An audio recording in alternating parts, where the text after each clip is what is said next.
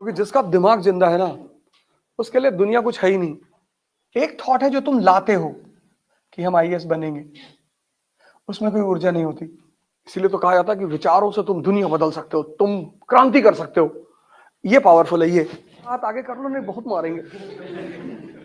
एक पड़ती थी और उसके बाद आपने दूसरा दूसरा दूसरा। अब नहीं करेंगे सर दूसरा। मास्टर साहब साइकिल से घूमते थे, कभी कभी घर पहुंच गए, पूरी सांस अटक जाती थी कि अरे भगवान। अब बड़ी जबरदस्त स्टोरी है, उसमें दो कैरेक्टर है, एक का दिमाग जिंदा है, एक का मरा हुआ है। सारे धर्मों के लोग सर झुकाते हैं, सारे धर्मों के। तुमने कभी सोचा क्यों? क्योंकि जिसका दिमाग जिंदा है ना, उसके लिए दुनिया कुछ है ही नहीं।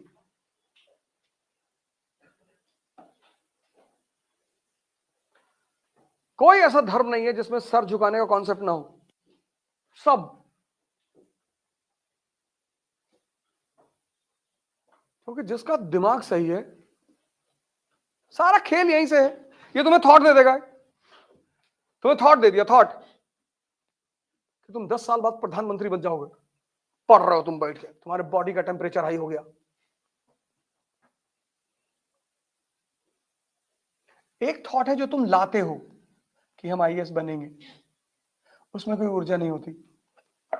एक थॉट होता है जो आता है, और थॉट अगर भाव से जुड़ा हुआ नहीं है तो वो थॉट नपुंसक है। दो थॉट होते हैं, दो। एक थॉट होता है जो भाव से जुड़ा हुआ होता है। ये जो थॉट भाव से जुड़ा हुआ होता है ना, ये बहुत पावरफुल थॉट होता है। एक थॉट होता है जो तुम लाते हो, वो भाव से जुड़ा नहीं होता। तुम लाते हो आईएएस बनना है, पर ये चीज नहीं है,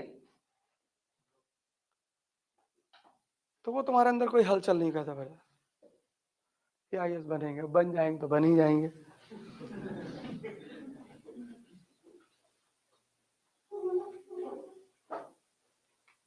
ये बहुत कीमती है। इसीलिए तो भजन है, भाव के भूखे हैं भगवान।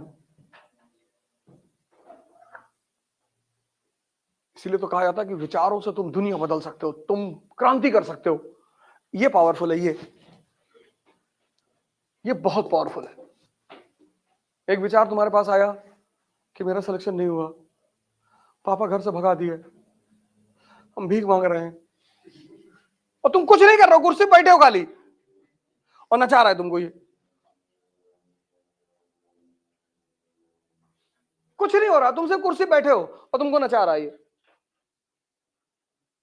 और 4 घंटे से तुम्हें कुर्सी पे बैठा के रखा हुआ है।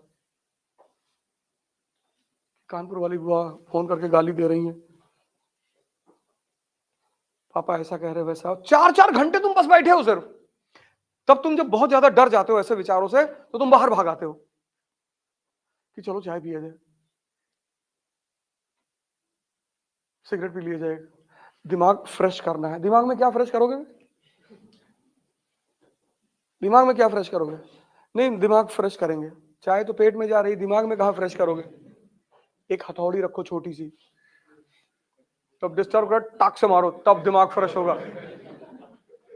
कुछ ऐसा करो जो दिमाग पे असर करे।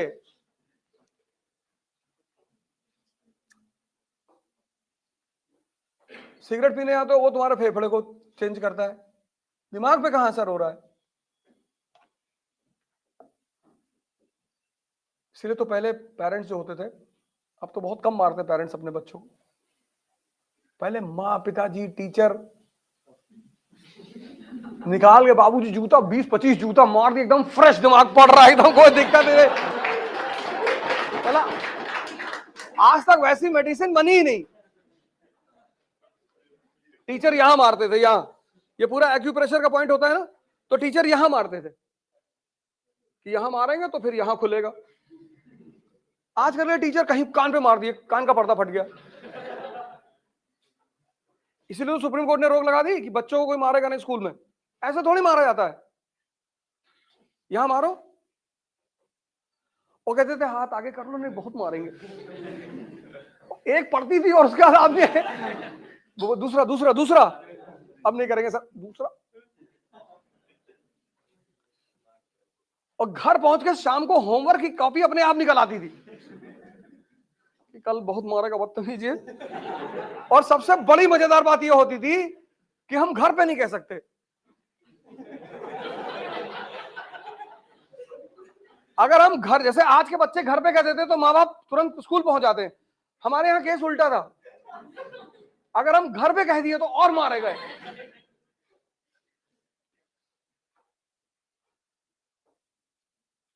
तब लोग इतना बड़ा बड़ा काम करते थे जीवन में।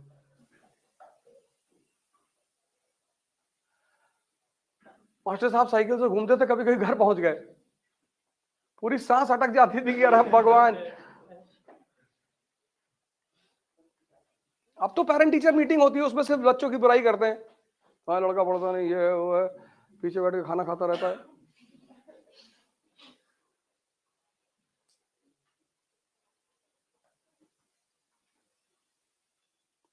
माँ वहां कैसे मारती थी, 2-2 घंटा पीट दिया, कहीं कोई इंजर्ड ही नहीं होता था, ना कोई टूटा ना फूटा, पता नहीं क्या टेक्निक थी मारने की, मतलब एकदम तकनीकी ढंग से मारती थी, पैराबोला बनाते हुए कि इतने पे ही मारना है फेंक के कि बस फला एरिया में लगे और कहीं ना लगे। गजब की प्रैक्टिस थी।